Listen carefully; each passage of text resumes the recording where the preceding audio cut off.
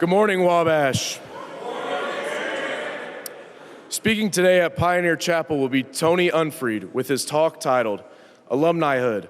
The Brotherhood doesn't end, it just gets weird. Tony is a Wabash College graduate from the class of 2003 and a serial entrepreneur who has launched 9 companies since leaving campus, several of which continue to operate successfully today. He has built his career around identifying business problems and solving them with technology, most recently focusing on the use of AI to help organizations work smarter and make better decisions. Tony also has a natural ability for connecting with Wabash men across generations, something he admits he didn't fully appreciate the importance of until after he left campus. That experience has shaped his perspective on the Wabash Alumni Network and the role it plays in mentorship, opportunity, and lifelong connection. In addition to his entrepreneurial work, Tony has remained deeply involved with Wabash. He currently serves as the president of the National Association of Wabash Men and is a past president of the Wabash Club of Indianapolis and the Lambda Chi Alpha Alumni Association. Tony earned a master's degree in public affairs with a focus on criminal justice from Indiana University. Originally from Evansville, Indiana, he now lives in Carmel with his wife, Angela, a cardiology physician assistant, and their 2 sons, future members of the Wabash classes of 35 and 38. Let's give a warm welcome to Tony.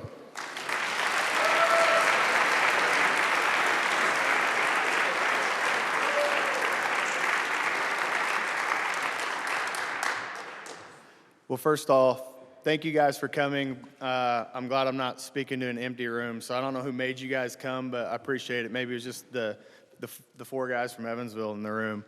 But I definitely don't take this lightly. It's an honor to be here. I've never done a chapel talk before, so I'm really glad to be here. I don't take for granted the request, so thank the guys that put this together and invited me to come up here. So I'm going to start with a quick story. In 2010, my wife Angela and I were driving through the Smoky Mountains on our way to a fraternity brother's wedding. Shout out to Rhett Miller. We stopped for the night in Blowing Rock, North Carolina. None of you have ever heard of the place. Its population is about 12, I think. So we stayed there, and I confidently stay at the world's smallest bed and breakfast. It was so small, they didn't have breakfast. It was just a bed. No Wi-Fi, no TV in the room. I think I had a BlackBerry at the time, so it's not like I needed to scroll social media or anything anyway. But we were just there for the night passing through. The next morning, we're getting ready to go. There's a diner around the corner, and I threw on a Wabash t-shirt. And Angela looks at me and says, I can't wait to see who we meet from Wabash today. And I'm like, okay, we're in the middle of nowhere.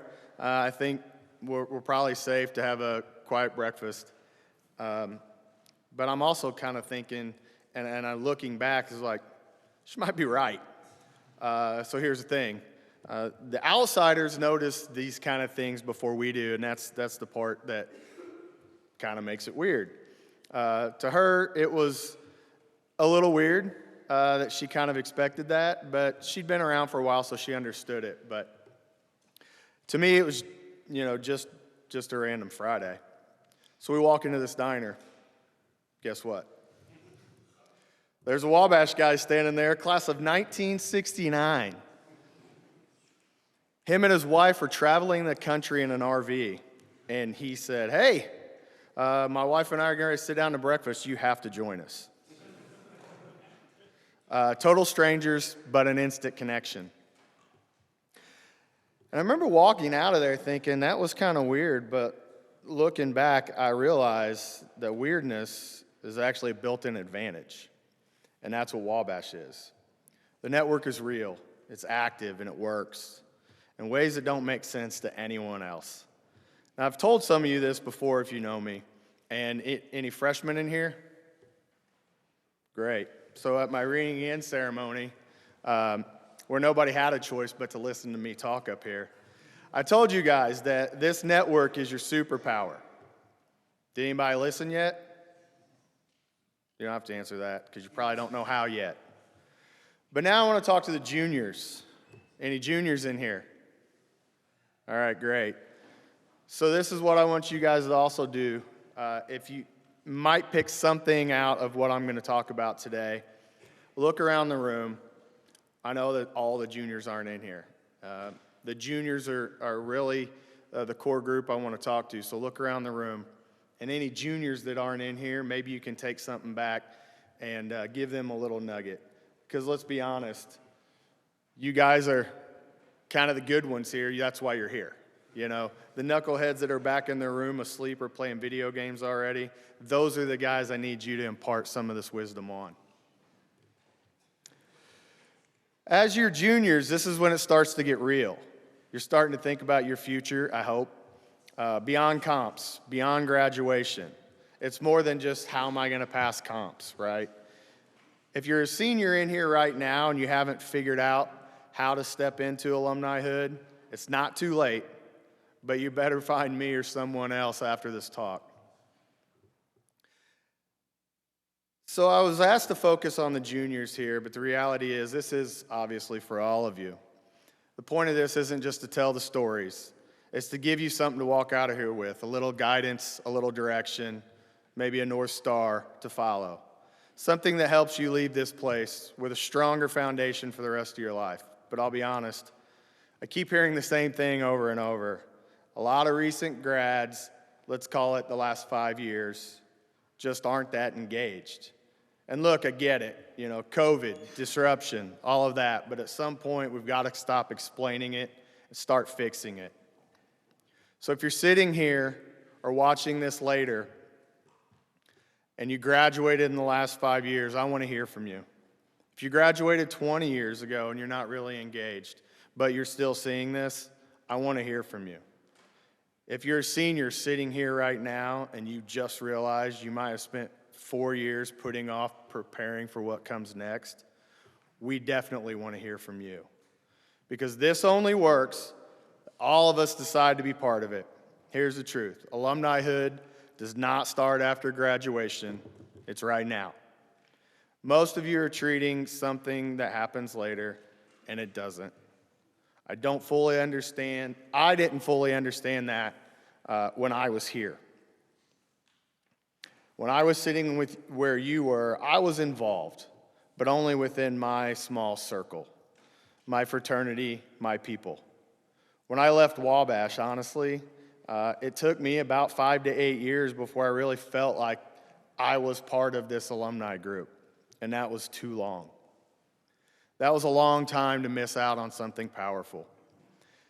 Things didn't really change for me until I started my first company, which was in 2009. If you're doing the math, that's 6 years after I graduated. I didn't have all the answers, so I did something that I felt honestly was a little weird. I went to the alumni database online, wabash.edu/alumni, and I just started sending emails. I didn't have a polished pitch. I didn't have anything figured out. But my message was this. Hey, I've never done this before. I don't really know what I'm doing, but we're both Wabash men, and I know I can build something, and I have a really good idea. So then I got some responses, because the things I asked for were advice, expertise, or money. Guess which two of the three I got a lot of? I casted a wide net. I sent over 100 manual emails in 2009. I got a lot of advice, a lot of expertise.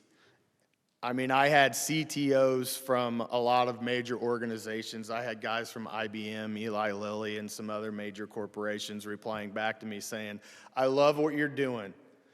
I can't really help you, or here's somebody who could. But they all opened the email because I put Wabash in the subject line. I did get one response that really turned things around. It was from a developer in Denver. It was him and his brother and his nephew at a company. And His name was Al Hart, and he was from the class of 1969. He said something I'll never forget, though. He said, "We have the knowledge to build anything." Believe it or not, this is right when the iPad had just come out, right? None of you guys know a world without these things. So they got really good at building stuff, but he said, we don't have any ideas and we don't have a network, because they were kind of in a cocoon in Denver and weren't engaged. But I had that, and he saw that. So that's how I built my first company, with my network and my ideas and his expertise on how to build something. And by the way, this isn't just an abstract thing. There's literally tools for this. There's that Wabash alumni database. You can log in, you can search by industry, you can search by location. You can figure out what guys do and who you want to connect with. That's exactly how I found those bunch of IT guys when I was starting my company. But that's how it works. You have to go do it. And seniors, you're going to get access to this soon. That's another step in this whole thing of Alumnihood. Another level of access that you've heard this before that we like to call the Wabash Mafia. But here's the deal, it only works if you take it seriously, and you have to make sure your information is up to date. Alumni out there watching this later, make sure your information is up to date, because one day, some guy sitting right here, right now, is going to be trying to figure something out, and he's going to find you. He's going to send you the same awkward email that I did 15, 16 years ago, and when he does, you're going to respond or you're not. But when you do, that's how this keeps going. The whole pay it back and pay it forward is part of this. It only works if you use it, and the network isn't some magic thing that just shows up in your life. You have to step into it. You have to reach out. You have to be willing to say, hey, this might be awkward, but I'm going to go for it. Get out of your comfort zone. What held me back wasn't the fear of rejection. It was really just, what do I even say? Now I train people on a daily basis on how to do it and what to say. But back then, I had to learn from someone else, and I knew that. Be honest, because a random person, they're not going to just respond to it. But a Wabash man will. And not only will he respond, he's going to tell you the truth. And sometimes the hard truth, no sugarcoating, no nonsense. And sometimes that truth just comes a little bit differently. Reminds me of the line from the movie Big Lebowski. It says, "You're not wrong, Walter, you're just an asshole." That's a very real communication between Wabash men. In fact, someone said it to me last week, so it made a lot of sense. I have high expectations of everything that goes on around me, whether that's my kids' school, my kids' sports, Wabash College, the high school I'm involved with that my boys will go to. Because that's how we are. That's where we come from. That's what we're trained and learn here. As Wabash guys, you're going to get told what you need to hear, not what you want to hear. And yeah, sometimes it's a little direct, maybe a little harsh, but it comes from the right place. Because this isn't just networking. You're brothers for life, whether you like it or not. And that might sound weird to people on the outside, just because you went to some small college in the middle of nowhere in western central Indiana, but that's real. I've seen it in the moments that actually matter. Years ago, one of our guys was going through a rough time. Just things were hitting him hard, and out of nowhere, another brother from that group started up a text, and some of us hadn't heard from each other in years. He pulled a bunch of us together, and honestly, he probably used the alumni database to track some of us down because we had lost touch. And just like that, we put together a trip. No big plan, no agenda, just show up. And I'll tell you that one message, that one moment of someone stepping up, it might have saved a life.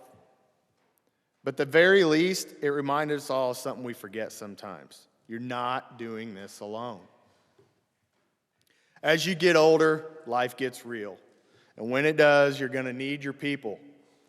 And that's what this is. So now let's bring it back to you juniors. Let me ask you something. Are you building your network now? Not later, now. Are you meeting people outside of your circle, outside of your fraternity, your sports team, your living unit, your dorm? Are you putting yourself in situations where something weird might happen? Or are you sitting in your room, on your phone, thinking it'll all just figure itself out? It won't. So here's what I want you to do, something simple. Not easy, but simple. Number one, go do one thing you normally wouldn't do. Number two, have a conversation with someone who's not in your circle. And number three, stop hiding. Get out from behind screens. Get out of your room. There's more to learn from each other, from real conversations, than anything that you're going to do sitting alone all weekend. Because here's the truth. This only works if you're out in the world. And yeah, it's going to feel weird to some of you. But that's good. Go be weird. We all are. That's the whole point. Because one day, you're going to be sitting at a diner in a town with a population of 12, and some guy 35 years older than you is going to grab you and say, "You're eating with us." And your wife is, or your significant other is just going to look at you and say, "Of course this is happening." That's Wabash. And the more you lean into that, the more this shows up in your life. Because I can tell you this, if I hadn't leaned back into Wabash, my life would look very different. I wouldn't have had the opportunities I've had. I wouldn't have built the businesses I've built. I wouldn't have the partnerships or the friendships I have today. And most importantly, I wouldn't be figuring out the people who actually show up when it matters. That's why doors open. That's why connections happen. That's why this place is different. That's why Wabash works. But only if you decide right now that Alumnihood starts today. So go find that person that's not in this room and share that with them. Not after graduation, and not when you have to figure it out. Now. So go get out there, start conversations, do something uncomfortable, and go be weird. Because that's where this all begins.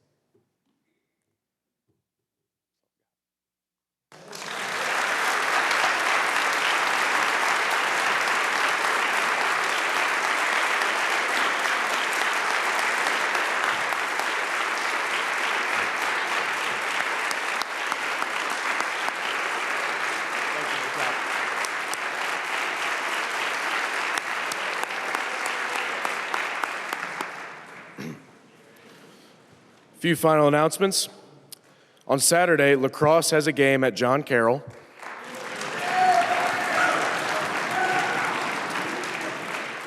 Baseball has a game versus Adrian.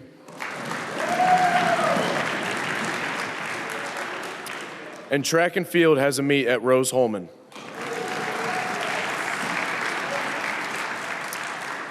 At this time, I would like to recognize a few little giants who competed over spring break. In wrestling, senior James Day, junior Titus Waters, and sophomore Jalen Young all competed in the NCAA Wrestling Championship meet.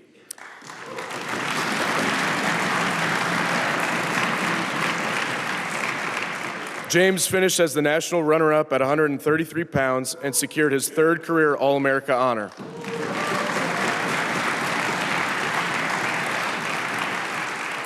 Titus finished 7th in the heavyweight division and secured All-American status too.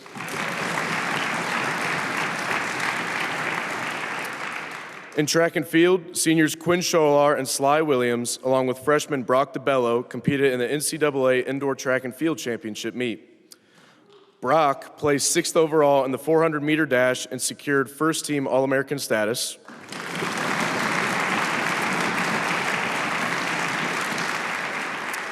And Quinn finished 13th overall in shot put and secured second-team All-American status.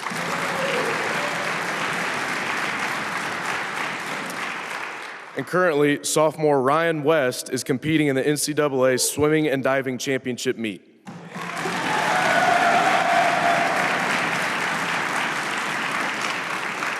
Congratulations to all of you. Good luck to those competing this weekend. Wabash always fights. Now, Would you please rise and join me in singing Old Wabash? From the hills of Maine.